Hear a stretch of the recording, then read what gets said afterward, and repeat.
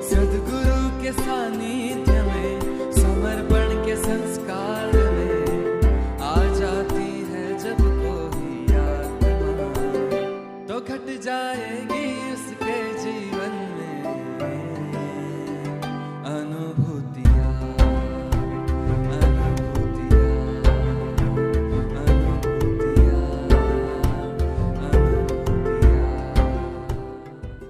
परम पूज्य स्वामीजीच्या चरणी कोटी कोटी प्रणाम। वंदनीय गुरुमाच्या चरणी कोटि कोटि वंदन। और आप सभी साधक को मेरा जय बाबा स्वामी। मेरा नाम लीलाधर ठमके है, मैं नागपुर से हूँ। वैसे तो इतनी सारी अनुभूति है कि पूरा बुक लिखा जा सकता है, पर कुछ चुनिंदा अनुभूति मैं आपके सामने शेयर करना चाहता हूँ। 1998 में बाबा के साथ मेरा मिलना हुआ। उनका मिलना एक संयोग था मेरे लिए। तो बाबा ने मुझे ध्यान के बारे में बताया, और पहली बार ध्यान क्या है मुझे बाबा से पता चला। मैंने बाबा को कहा कि आप मुझे ध्यान सिखाओ, मैं रोज़ ध्यान करूँगा। तो बाबा ने मुझे ध्यान सिखाया, सभी चक्रों के बारे में बताया, तीनों नाड़ियों के बारे में बताया, और आखिरी में ध्यान सिखाया। तो ध्यान जब मैं करने गया तब इतने स्पंदन शरीर पर आए, जैसा लगा कि मन पूरी तरह स्थिर हो गया है, शरीर पूरी तरह स्थिर हो गया है, और चित्त सहस्त्रार पे हो गया है, चित्त सहस्त्रार पे स्थिर हो गया है। और वैसे ही मैं पौन घंटा ध्यान में बैठा रहा। ध्यान से जब उठा तो भीतर एक अपूर्व शांति का अनुभव कर रहा था। जहाँ देखो वो सारी चीज़ें मुझे बिल्कुल शांत शांत अनुभव आ रही थी। स्वामी जी के साथ मेरा 1999 में एक KTM में शिविर रखा। KTM में शिविर जिस दिन रखा उस दिन नागपंचमी का दिन था। नागपंचमी के दिन में अधिकतर सभी जगह लाउड स्पीकर लगाते थे, तो लाउड स्पीकर का आवाज़ बहुत बड़ा था, और हमने माइक कोई लगाया नहीं था शिविर में। तो स्वामी जी बिल्कुल भीतर से सभी को आवाज़ सुनाई दे ऐसा बोल रहे थे। उस दिन चंद्रमा के आजू बाजू में जिस प्रकार का सर्कल होता है, एक आभा होती है वाइट और मिल्की कलर की, वैसे ही बाबा जब शिविर ले रहे थे तो बाबा के आजू बाजू में वाइट मिल्की कलर की शेड मुझे दिखी, और ऐसी वाइट मिल्की कलर की पूरी लेयर दिखी। शिविर के बाद जब मैंने पूछा तब स्वामी जी ने कहा कि ये मेरा ओरा है। तो 1999 में मैंने बाबा का शिविर के ये दर्शन किए। उसके बाद में बाबा के साथ मैं मुंबई आया। मुंबई में सबसे पहला शिविर वर्सोवा हाई स्कूल में हुआ।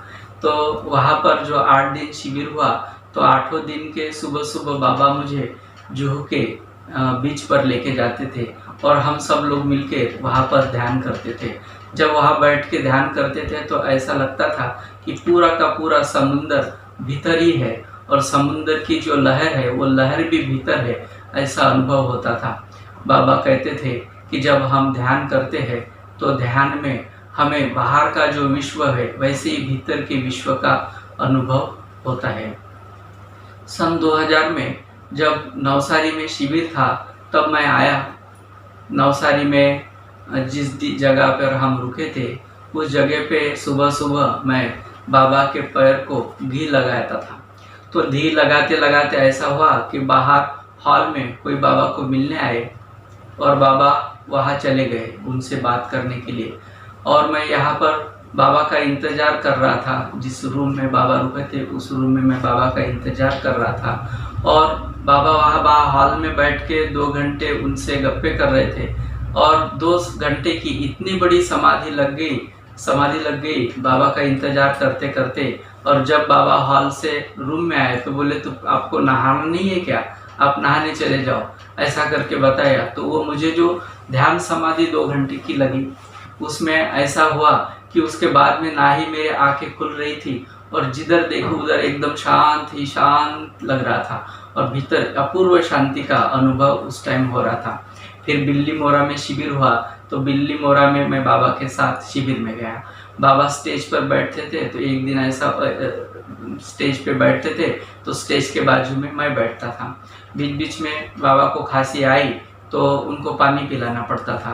तो एक दिन ऐसा हुआ कि शिविर में इतना गहरा ध्यान लगा, इतना डीप ध्यान लगा, इतना डीप ध्यान लगा कि उस दिन मुझे याद ही नहीं रहा कि अगर बाबा खांसेंगे, बाबा को खांसी आएंगी तो पानी पिलाना है करके।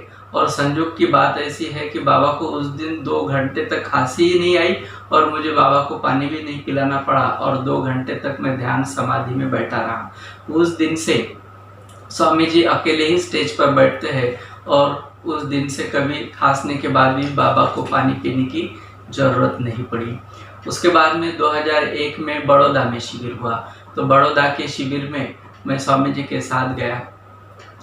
बड़ौदा में जब शिविर चल रहा था तो स्टेज में मैं बैठता ही था बाबा के बाजू में। तो एक दिन ऐसा हुआ कि चंदन की इतनी खुशबू आ रही थी, इतनी खुशबू आ रही थी, तो मुझे ऐसा लगा कि चंदन की कोई कटोरी वगैरह तो इधर उधर रखी हुई नहीं है, लेकिन कोई कटोरी नहीं रखी थी, लेकिन चंदन की खुशबू लगातार पूरे शिविर भर आई, ऐसा मुझे अनुभव हुआ। फिर 2007 में मराठा सीमेंट में शिविर था, तो 4 दिन का शिविर यहाँ तय हुआ था। बाबा को नागपुर के एयरपोर्ट में मैं मिलने गया, तो बाबा ने कहा कि चल मेरे साथ, तो मैं बाबा के साथ मराठा सीमेंट चला गया।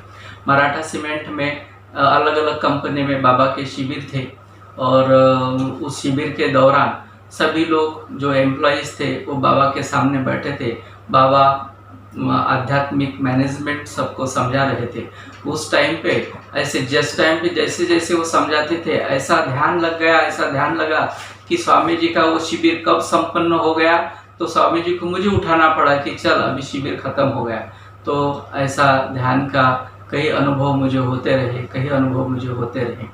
उसके बाद में मुंबई में गुरु पूर्णिमा हुई, तो कीर्तन केंद्र में पहली बार बाबा के गुरु का पूजन हुआ, बाबा का पूजन हुआ और गुरु पूर्णिमा में मैं नागपुर से मुंबई गया था।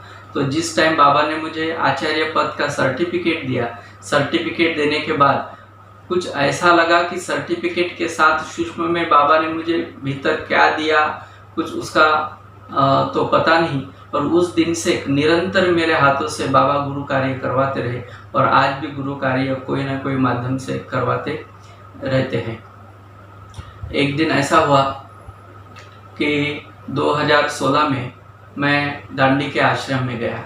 दांडी आश्रम में गया तो उसके बाद मंगल मूर्ति के पास मैं ध्यान कर रहा था, तो वहाँ पर 1 घंटे की ध्यान समाधि लग गई और ध्यान समाधि से उठने के बाद में मेरे जीवन का क्या उद्देश्य है और मेरा जन्म क्यों हुआ है ऐसा मुझे लगा। और मैं किसी आत्मा को मिलने के बाद में उसी आत्मा के लिए मेरा जन्म हुआ है और मोक्ष की स्थिति को प्राप्त करना और मोक्ष का मार्ग सभी को बताना, ऐसा अनुभव हुआ। और उस दिन से लगातार गुरु कार्य शुरू है। जिसको जो भी मिलता है उसे ध्यान के बारे में बताता हूँ।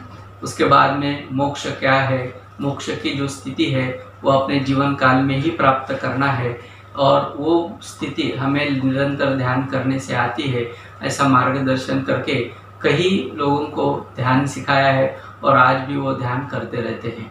आज 22 साल मुझे ध्यान की प्रैक्टिस हुई और इस 22 साल में ना ही तो कभी मेरी तबीयत खराब हुई, ना ही मुझे किसी प्रोजेक्ट में, अभी गवर्नमेंट के कई प्रोजेक्ट होते हैं तो कभी कलेक्टर के पास जाना पड़ता है, कभी तहसीलदार के पास जाना पड़ता है। तो फर्स्ट टाइम तो वो प्रोजेक्ट के लिए नहीं बोलते हैं कि इतना बड़ा प्रोजेक्ट है आप कैसे कर पाएंगे, लेकिन 1-2 दिन के बाद में फ़ोन आता है कि आपको इस प्रोजेक्ट के लिए सिलेक्ट किया गया है और आप ये प्रोजेक्ट इतने दिनों में कंप्लीट करो। और हालांकि वो प्रोजेक्ट इतने दिन में कंप्लीट नहीं हो पाता था क्योंकि प्रोजेक्ट बड़ा होता था और दिन समय कम होता था, तो एक टेंशन सा हो जाता था और सभी गवर्नमेंट के लोग, उनको भी ऊपर से कोई टारगेट होता है तो उसके बाद में टेंशन आता था। लेकिन जैसे जैसे निरंतर ध्यान करते रहा तो वो कब टेंशन ख़त्म हो गया और वो काम कब पूरा हुआ वो पता भी नहीं चला। और आज से 22 साल से रेगुलर निरंतर ध्यान करता रहा। व्यवसाय में भी वृद्धि हुई। उसके बाद में जिनको भी मैं ध्यान के बारे में बताता हूँ वो ध्यान करने लग जाता है और कई लोगों का ध्यान से फ़ायदा हुआ है। तो मेरे आप सभी से यही रिक्वेस्ट है कि आप निरंतर और रेगुलर ध्यान करते रहे और भीतर एक शांति का अनुभव आप सभी करें। यही शुभ इच्छा के साथ जय बाबा साहब।